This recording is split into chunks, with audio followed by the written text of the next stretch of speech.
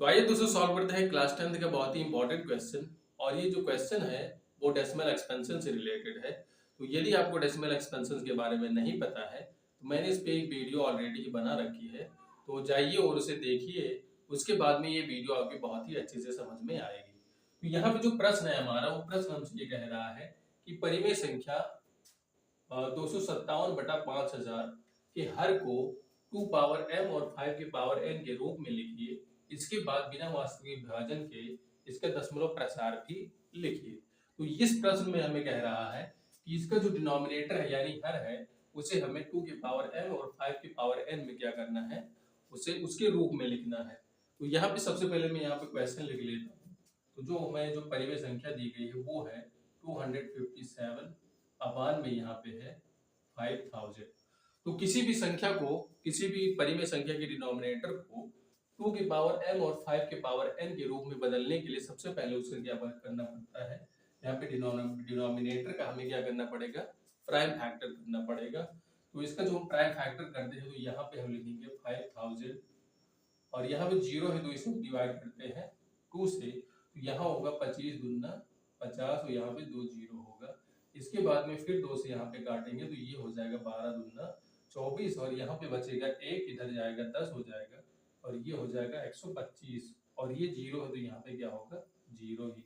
इसके बाद में लास्ट में 0 है तो फिर हम क्या करते हैं, 2 से ही डिवाइड करते हैं। तो यहाँ पे होगा 6 दूनी 12 और 2 दूनी 4 हो जाएगा।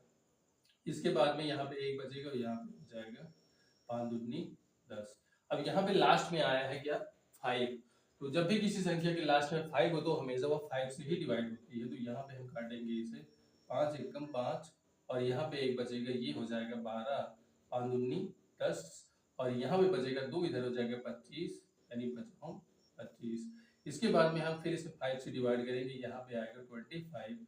उसके बाद फिर 5 से करेंगे, यहाँ पे आएगा 5 और इसके बाद में दोबारा से 5 डिवाइड करेंगे, यहाँ पे हो जाएगा 1। तो इसका जो रूप आया है वो है हमारा 2 into 2 into 2 into 5 into 5 into 5। तो इस तरह से इसका जो प्राइम फैक्टर है वो ये है।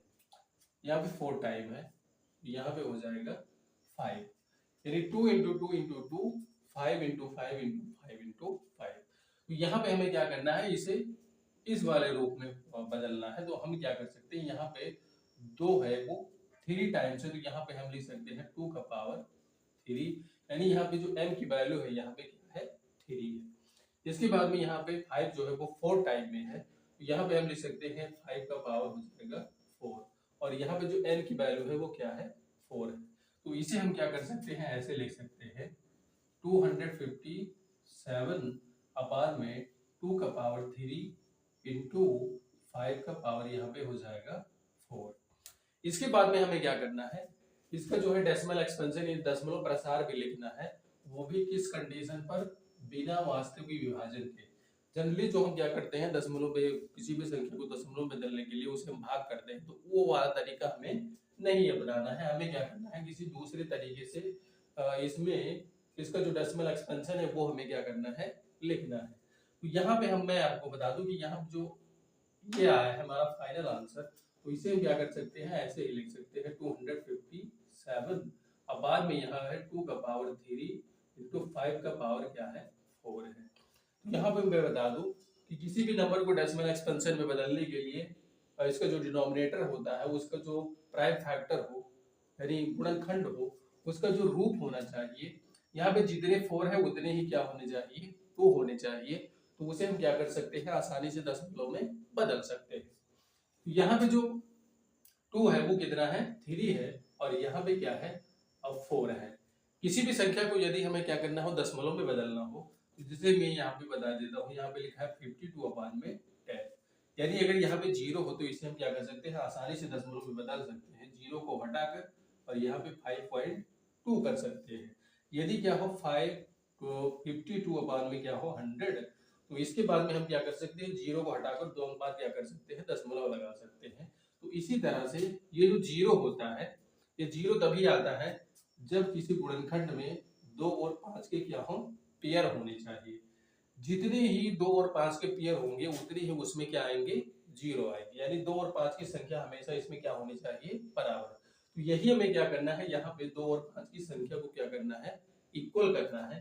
तो यहाँ पे 2 का पावर 4, 5 का पावर 4 है और यहाँ पे 2 का पावर क्या है, 3 है, यानी 2 में एक संख्या की क्या है, कमी है, यानी 1 2 की क्या है, कमी है।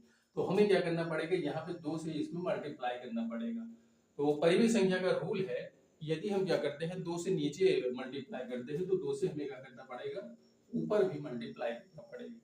इसके बाद में यहाँ पे हो जाएगा 2 5 7 इंटू 2 और यहाँ पे हो जाएगा 2 का पावर 3 और ये 1 मिलके कितना हो जाएगा 4 और यहाँ पे हो जाएगा 5 का पावर 4। दोनों का जो पावर है वो क्या हो गया, सेम हो गया, क्योंकि हमने इसे सेम किया है।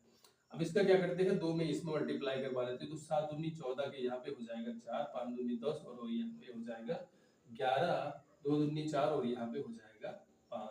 और डिवाइड में हो जाएगा, मैं बता दूं कि यदि किसी गुणनखंड में 2 और 5 का एक पेयर है तो उसमें एक जीरो आता है, यदि उसमें क्या है 2 पेयर है तो उसमें 2 जीरो आता है। तो यहाँ पे 4 पेयर है, यानी यहाँ पे क्या आएगा, 4 जीरो आएगा, 4 जीरो और यहाँ पे क्या हो जाएगा 1।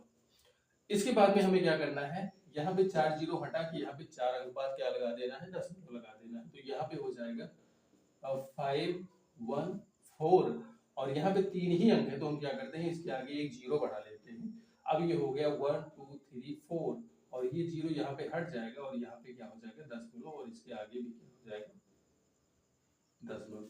इस तरह से हमें क्या करना है, डेसिमल एक्सपेंशन में यानी दशमलव प्रसार में इसे क्या करना है, लिखना है। तो इस तरह से आपको क्या करना है, यदि किसी संख्या किसी परिमेय संख्या के डिनोमिनेटर को 2 के पावर m और 5 के पावर n में बदलना है तो आपको क्या करना है, उसका प्राइम फैक्टर करना है। उसके बाद में आपको देखना है कि जो भी अगर 2 इसमें ज्यादा है तो आपको क्या करना पड़ेगा, इक्वल करने के लिए 5 से मल्टीप्लाई करना पड़ेगा। यदि 5 ज्यादा है तो क्या करना पड़ेगा, 2 से मल्टीप्लाई करना पड़ेगा।